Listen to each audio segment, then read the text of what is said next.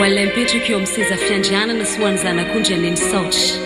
mihaja sy ny voninahitra ary ny fanjakana mandrakizay. Amen.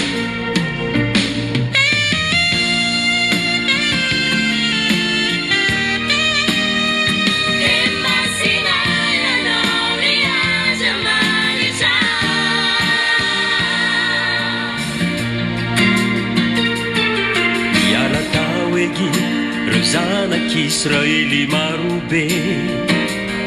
ka nentin'Andriamanitra namakivaky ranomasimbe tsy teno afabaraka ny zanany fa tiany asehony voninahiny por fony fa izy no tompo teny farany tsy mpianaky lafo mirehitra vofito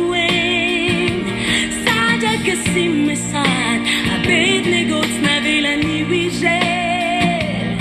tsy tiany afabarakany zanany fa tiany asehony voninahiny por fony fa izy no tompony teny farany fa ny zanany sy ny asany tanany dia ankadidiko izy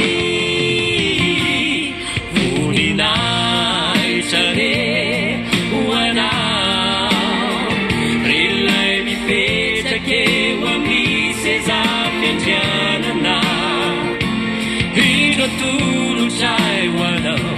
izao fiderany izao ho fanomezam-bonina izanao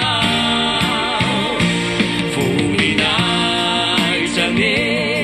hoanao